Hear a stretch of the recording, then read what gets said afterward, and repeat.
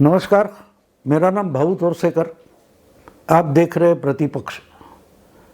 दोस्तों, अचानक से एक बात ऐसी सामने आई है कि जो हिंदी में भी बोलना मुझे ज़रूरी लगता है, क्योंकि मैंने मराठी में इस पर एक वीडियो बना दिया, लेकिन उससे छूटे हुए कुछ अंश है वो हिंदी में पेश करना चाहता हूँ मैं। हमारे मराठी में एक कहावत है, म्हातारीने कोंबडी झाकली म्हणून सूर्य उगवायचा थांबत नहीं। मतलब ये कि बुढ़िया ने मुर्गी टोकरी के नीचे ढक कर रख दी, इसलिए सूरज उगना रुकता नहीं है। एक बात साफ है कि सुबह हो जाती है तो मुर्गे जोर जोर से चिल्लाते हैं, तो अगर मुर्गा ढककर रख दिया और मुर्गे को पता नहीं चला सुबह नहीं होगी, अंधेरा है इसलिए वो चिल्लाएगा नहीं, ऐसे समझकर अगर कोई टोकरी के नीचे मुर्गा ढक देता है इसलिए सूरज उगने का तो रुकेगा नहीं, ये मतलब है उसका। और शायद हमारे मुंबई या मराठी पत्रकार यही समझ बैठे, वो बुढ़िया बन गए कि हमने एक इंफॉर्मेशन छुपा दी, हमने एक इंफॉर्मेशन या न्यूज़, लोगों की खबर अगर लोगों तक पहुंचा ही नहीं तो लोगों को सच्चाई का पता ही नहीं चलेगा, ऐसा शायद मुंबई के बहुत सारे पत्रकार और मीडिया मानता है। इसी कारण होगा कि सचिन वाजे जो अभी बहुत बदनाम हो चुका है, उसकी चांदीवाल आयोग के सामने जो साक्ष्य हो गई, जबानी हो गई, उसकी न्यूज़ आई नहीं। हाँ, कुछ हिंदी वीडियोस मैंने देखे, लेकिन पूरे के पूरे मीडिया में ये बड़ा धमाका होने के बावजूद खबर तो आई नहीं। और क्यों नहीं आई? शायद इसमें क्या खबर है इसका ही पता बहुत सारे लोगों को नहीं लगा होगा, लेकिन ये खबर ऐसी है कि जिससे पवार साहब की नींद उड़ गई होगी, होश उड़ गए होंगे, क्योंकि जिस अनिल देशमुख को बचाने के लिए हमारे पवार साहब बहुत दिनों से जूझ रहे, लड़ रहे, वो अनिल देशमुख कहाँ फंस सकते हैं, यही तो सचिन वाजे ने अपने जबानी में बोल दिया है। और वो जो इम्पोर्टेंट चीज़ है वो हमें समझनी चाहिए। मार्च महीने में जब परमवीर का ट्रांसफर हो गया और उन्होंने चीफ मिनिस्टर को एक खत लिखा था जिस पर उंगली उठाई थी अनिल देशमुख पर, उसके बाद अनिल देशमुख रिजाइन करेंगे, इस्तीफा देंगे या नहीं देंगे, इस पर चर्चा चल रही थी। और अनिल देशमुख दौड़ते दौड़ते दिल्ली पहुंच गए और पवार साहब के साथ उन्होंने बात की, और उसके बाद अनिल देशमुख को क्लीन चिट देने के लिए पवार साहब ने 2 बार प्रेस कॉन्फ्रेंस ली थी, पीसी ली थी, लोगों का पत्रकारों से बात की थी कि देखो अनिल देशमुख का इसमें कोई मामला है नहीं, वो तो बिल्कुल साफ सुथरे चरित्र के मंत्री है, उनको इस्तीफा देने की कोई जरूरत नहीं। ये परमवीर ही झूठा है, परमवीर ही झूठा है जो बोल रहा है कि अपने बंगले पर बुलाकर सचिन वाजे को वसूली का काम अनिल देशमुख ने सौंपा था। ये बिल्कुल झूठी बात है, क्योंकि अनिल देशमुख तो उस वक्त मुंबई में थे ही नहीं, वो तो कोई नागपुर में क्वारंटाइन हुए थे, अस्पताल में थे। तो पवार साहब जब बोल रहे थे उसी वक्त भाजपा के कोई प्रवक्ता है मालवीय, अमित मालवीय, उन्होंने ट्वीट कर दिया और फोटो डाल दिया कि देखिए जिस वक्त अनिल देशमुख क्वारंटाइन में और नागपुर में है, ऐसा पवार साहब बोल रहे, उसी वक्त खुद अनिल देशमुख ने ट्विटर पर डाल दिया था फोटो अपना कि वो प्रेस कॉन्फ्रेंस कर रहे। इसका मतलब पवार साहब साफ साफ झूठ बोल रहे। बात छोड़ दो, वो तो पुरानी बात है, लेकिन यहां तक जाके पवार अनिल देशमुख को बचाने की कोशिश कर रहे।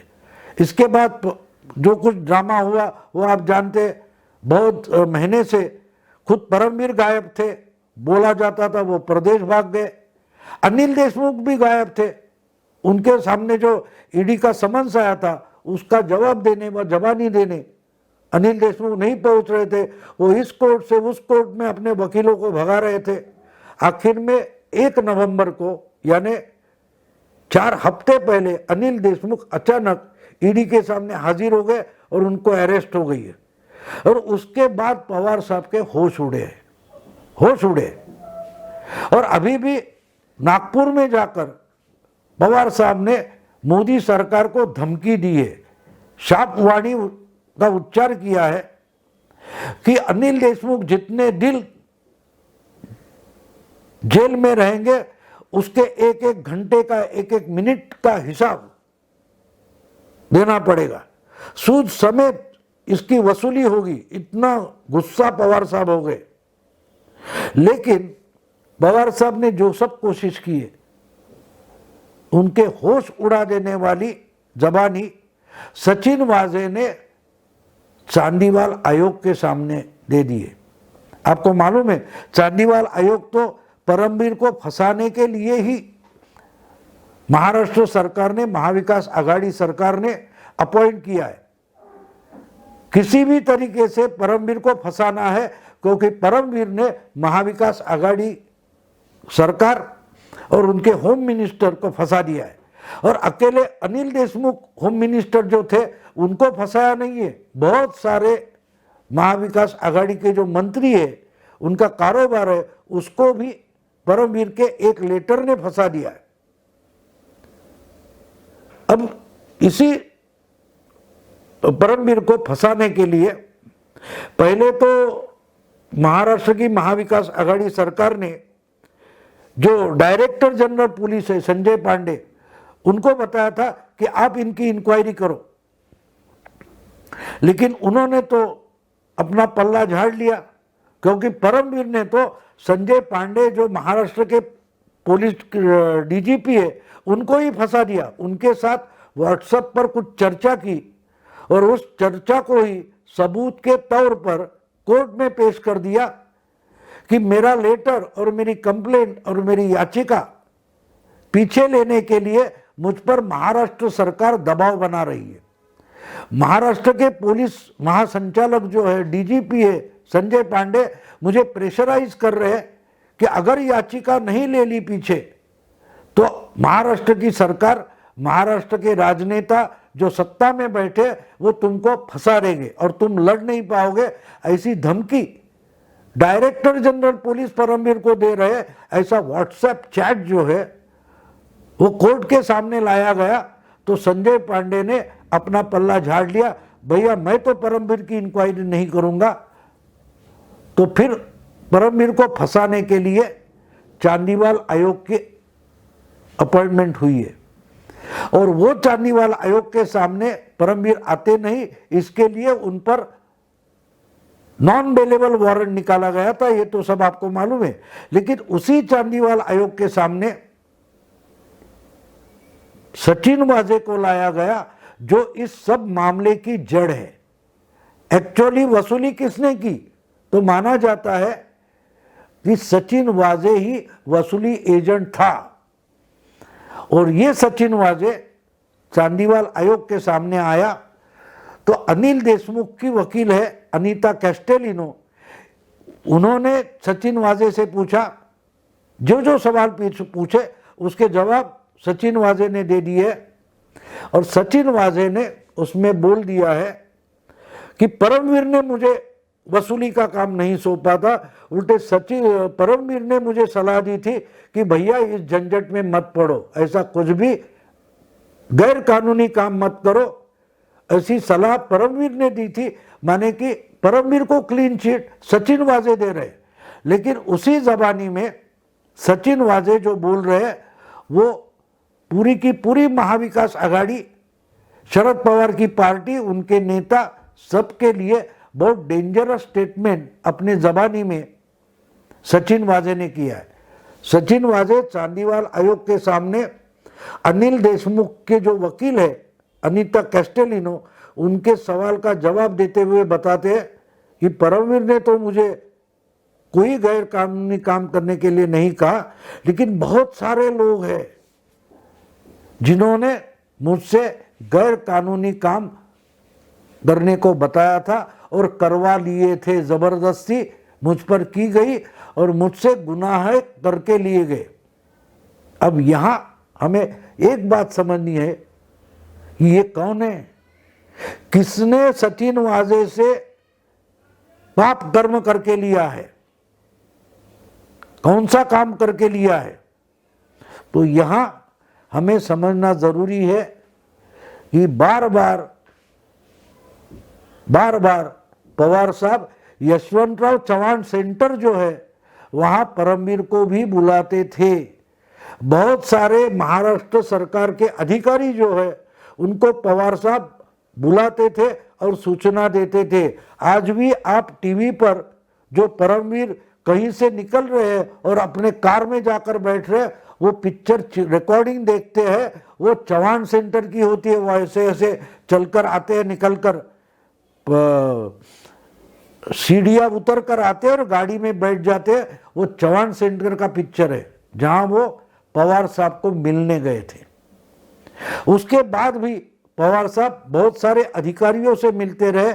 और अब कुछ दिन पहले की बात है, आज के विद्यमान जो होम मिनिस्टर है महाराष्ट्र के, वळसे पाटील, इनके घर में महाराष्ट्र मुंबई के आज के जो पुलिस कमिश्नर है हेमंत नगराले, उनको बुलाया गया था और वहां भी पवार साहब मौजूद थे। तो अगर हम इसको कनेक्ट करके देखते हैं, कि सचिन वाजे ने चांदीवाल आयोग के सामने क्या बताया, परमवीर ने नहीं, दूसरे ही लोगों ने मुझसे बहुत सारे पाप कर्म, गैर कानूनी काम करके लिए हैं, मुझ पर सख्ती की गई, गुनाह करने के लिए मुझ पर सख्ती कर बरती गई। ये सचिन वाजे बोल रहा है। अब देखिए कि महाराष्ट्र की जो सरकार है, महाविकास आघाड़ी सरकार है, उसमें कोई भी कॉन्स्टिट्यूशनल पोजीशन पर पवार साहब नहीं है। फिर भी पवार साहब इन अधिकारियों को बुलाते हैं, उनसे बातें करते हैं, उनको आदेश भी देते हैं। कल परसों की बात आपको याद होगी कि महाराष्ट्र में जो एसटी का, पब्लिक ट्रांसपोर्ट का जो बड़ा स्ट्राइक चल रहा था, उसके बारे में जो हमारे ट्रांसपोर्ट मिनिस्टर है अनिल देशमुख, वो पवार साहब से मिलने गए थे और बहुत सारे अधिकारी भी 4 घंटे उस मीटिंग में थे। और उसके बाद जब पत्रकारों ने पूछा तो पवार साहब बोले, जो कुछ हुआ वो तो आपको अनिल परब बताएंगे जो ट्रांसपोर्ट मिनिस्टर है। अगर ये मसला हल होना है तो उसमें पवार साहब की हाजिरी किस कारण से थी? क्या महाराष्ट्र सरकार के निर्णय या पॉलिसी पवार साहब तय करते हैं? लेकिन पवार साहब तो वहां थे और पवार साहब जाने के बाद मीटिंग में क्या तय हुआ ये अनिल परब बताते हैं। तो ये सवाल पैदा होता है कि ऐसे इश्यूज में, ऐसे जो सवाल होते हैं, ये मसले होते हैं, उसमें पवार साहब की हाजिरी क्यों होती है? और फिर सचिन वाजे की जो जबानी है वो हमें समझनी चाहिए। सचिन वाजे बोलता है, मुझसे बहुत सारे बुरे काम, गलत काम करवा लिए गए जो परमवीर ने नहीं बताए थे। तो किसने बताए थे? ये सवाल उठने वाला है।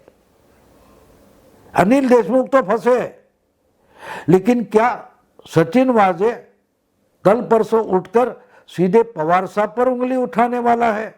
उठा सकता है, क्योंकि एनआईए की कोर्ट में एक हस्तलिखित हैंड रिटन खत, लेटर सचिन वाजे दे रहा था। कोर्ट ने वो एक्सेप्ट नहीं किया, बोला एनआईए के इंक्वायरी ऑफिसर के पास दे दो। उसमें उन्होंने कहा था कि सचिन वाजे की फेर नियुक्ति जो है, अपॉइंटमेंट है, उससे पवार नाराज है और पवार को उसके लिए 2 करोड़ देने पड़ेंगे। ये अनिल देशमुख ने मुझे कहा, ऐसा सचिन वाजे ने उस खत में लिखा था। तो मुझसे बड़े कुछ गैर कानूनी काम करवा लिए गए, पाप कर्म, गुनाह करके लिए गए, करने की शक्ति हुई, ऐसे जब सचिन वाजे बोलता है तो आगे चलकर जब आयोग पूछेगा या और कहीं इसी जबानी का छानबीन शुरू हो जाएगी, तब सचिन वाजे किसका नाम ले सकता है, सोचिए। तो पवार साहब की जो चल भी चल है वो समझने के लिए सचिन वाजे को समझना जरूरी है, सचिन वाजे की ये जबानी समझना जरूरी है।